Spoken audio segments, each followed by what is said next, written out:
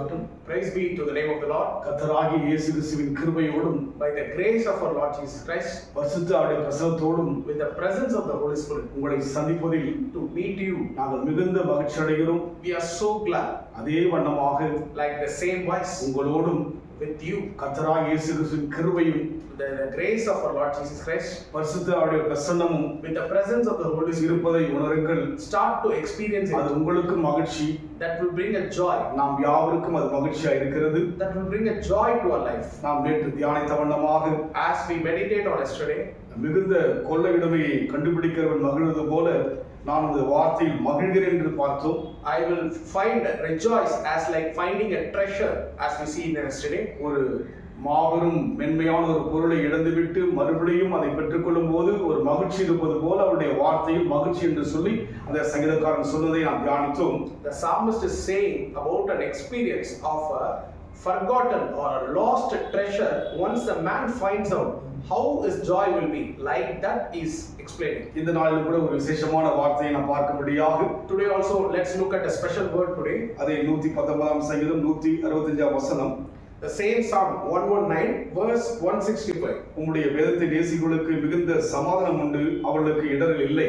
Great peace have lovers of your law, they have no cause for falling. வேதத்தை நேசிக்கிறவர்கள், The one who loves the word of God, நம் கையில் இருக்கிற வேதத்தை the word of God which we hold, நாம் மனதார நேசிக்க வேண்டும். we should love it from the bottom of our heart. நாம் உலகத்தில் அநேக காரியங்களை நேசிக்கின்றோம். Many things we have been getting desires. பிள்ளைகளை நேசிக்கின்றோம், We are loving our children, பெற்றோரை நேசிக்கின்றோம், we are loving our parents, கணவனை நேசிக்கின்றோம், we are loving husbands. மனைவி நேசிக்கின்றோம், A wife love his husband. நெருக்கமான உறவுகளை நேசிக்கிறோம், All the relatives we are loving. நண்பரெல்லாம் நேசிக்கிறோம். We are loving our friends also. ஆனால் இங்கே But in இந்த this verse, சங்கீதக்காரன் சொல்கிறார், the psalmist is saying, உம்முடைய வேதத்தை நேசிக்கிறவர்களுக்கு மிகுந்த சமாதானம் உண்டு.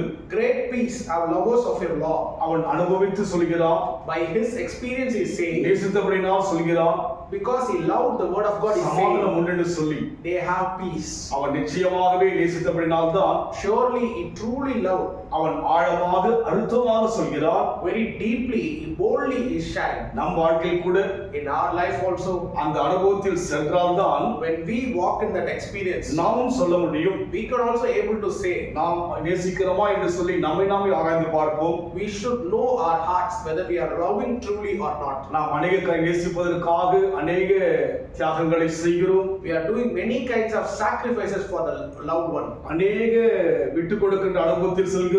We have been coming back from many things. ஆனால் அந்த நேசமெல்லாம் ஒரு நாள் மாறி போகும். But that sacrifice will be turned away. நேசிப்பது மூலமாக சமாதானத்தை இழக்கிற மக்களை கூட நாம் பார்க்க முடியும். Through loving, they can be getting without peace. நெருக்கமாக நேசிக்கின்றவர்கள் மூலமாக அவர்கள் மகிழ்ச்சி இழப்பதை கூட நாம் பார்க்க முடியும். Through the loved ones, many are also getting afflicted and they're losing their peace. இந்த உலகத்தின் நேசத்தின் நிமித்தமாக பாதிப்பை தான் பார்க்க முடியும். In this world, we can able to see only disaster from the worldly love. வேதத்தை நேசிக்கிறவர்களுக்கோ But the love of the Lord, மிகுந்த சமாதானம் உண்டு. they have great peace. சாதாரணமான சமாதானம் அல்ல, It is not a normal peace. மிகுந்த சமாதானம். They have great peace. அதை அளவிட முடியாத சமாதானம் அது. They cannot able to measure that. கிரகிக்க கூடாத சமாதானம் அது. We cannot able to comprehend by our mind. ஏனென்றால் அந்த தேவன் சமாதானத்தின் தேவன். Because the Lord whom we are serving is a God of peace. அவர் நாமம் சமாதான பிரபு என்று பார்க்கிறோம். His name is Prince of Peace. அதனால் அவரை நேசிக்கிறவர்களுக்கு வேதத்தை நேசிக்கிறவர்களுக்கு சமாதானம் உண்டு என்பதை அவர் தெளிவாய் சொல்வது போல, So in this verse he is clearly saying those who love the word of God, they will have great peace. நாமும் அதை முழுமையாக அனுபவிக்க வேண்டும். We should also experience in that. வேத வசனம் என்பது Word of God is கேட்பதற்குரிய காரியம் அல்ல, not only for listening. அதை அனுபவிக்க முடியாத காரியமாய் இருக்கிறது. We should taste that in our life. அவர் சொன்னது போல As the psalmist says, நாமும் சொல்ல வேண்டும். we should also say. எப்படி சொல்ல முடியும்? How we can say? நேசித்தால் தான் சொல்ல முடியும். By loving only we can able நாம் to say. அநேகரை விட above of everything. தேவனை நேசிக்க நம் வாழ்க்கை ஒப்பு கொடுப்போம். We should surrender our life to love God. அதனால் சமாதானம் மாத்திரமல்ல, So not only peace, அவர்களுக்கு இடரில் இல்லை, it is also saying they will never fall. தோற்று போவதற்கான வாய்ப்பே இல்லை. They will never be defeated in their life. அவர்கள் வாழ்க்கையிலே வீழ்ந்து போவதற்கான வாய்ப்பே இல்லை. They will never fall in their life. நேசிக்கிறவர் ஜீவனுள்ளவர். The one whom we are loving is the நேசிக்கிற வேத வசனம் ஜீவனுள்ளது. The word of God lives forever. இந்த வார்த்தை மூலமாக தான் உலகத்தை உண்டாக்கினார். Through this word God created this world. அதனால் இன்றைக்கு ஒருவேளை So today சமாதான குறைச்சலோடு இருந்தால், the people who are watching you may be in no peace, சந்தோஷம் இல்லாமல் இருந்தால், without joy, வேதனையோடு இருந்தால், with problems, பலவிதமான குழப்பத்தோடு இருந்தால், with many confusions. இன்றைக்கு வேதத்தின் மூலமாய் உங்களுக்கு தெளிவுபடுத்துகிறேன். Today I'm saying it through the word of God. உங்களுக்கு சமாதானத்தை தேவன் கொடுக்க விரும்புகிறார். God wants to give you peace. எதன் மூலமாய் கொடுக்க விரும்புகிறார்? Through what he wants to give. உங்கள் நேசத்தை தேவனுடைய வார்த்தையின் பக்கமாக மாற்றும்படியாக விரும்புகிறார்.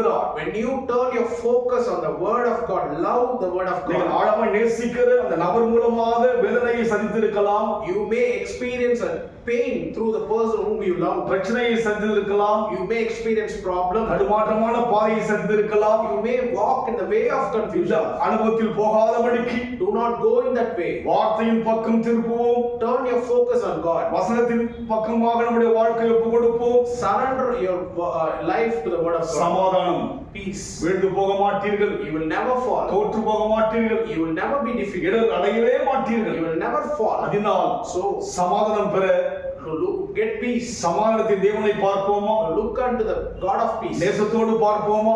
Look unto God with love. ஆண்டவரே, உம்மை நன்றியோடு கூட துதிக்கிறேன். Father, we thank you, Lord. ஆண்டவரே, உம்முடைய வசனத்தை நேசிக்கின்ற போது, As we love your word, உம்முடைய ஆண்டவரே வேதத்தை நேசிக்கின்ற போது, as we love the law, மிகுந்த சமாதானம் என்று சொல்லி we shall have peace. உம்முடைய வார்த்தையை தியானித்தோம். As we meditate it, Lord, தியானிக்கும் போதே as we meditate it, எங்கள் மனதிலே சமாதானம் உண்டாகிறது. we are experiencing your peace in our hearts. காரணம் நீரே சமாதானக்காரர் அப்பா. Reason, you are the God of peace. ஆண்டவரே, அதனால் ஆண்டவரே, Through that, Lord, எங்கள் வாழ்விலே in our lives, சமாதானத்தை பெறும்பொழுது when we receive that peace, இடர்களை விட்டு நாங்கள் விலகி வருவோம் அப்பா. we will be overcoming the நாங்கள் fall. வீழ்ந்து போக மாட்டோம். We will never fall. லீகாவலதுருபியா. We thank you, Lord. நாங்கள் தோற்று போக மாட்டோம். We will never be defeated. சமாதானத்தை எங்களுக்கு கொடுத்தபடி நாள் சோத்திரம். Thank you for giving your peace. சமத்துல ஒப்பு கொடுக்கிறோம். We are surrendering your ரீபாலா presence. சந்தராமலா. We thank you, Lord. ஆவியானவரே, உமக்கு நன்றி செலுத்துகிறோம். Thank you, Holy Spirit. இயேசுவின் நாமத்தில் பிதா. In Jesus' name we pray. கர்த்தர் ஆசீர்வதிப்பாராக. God bless.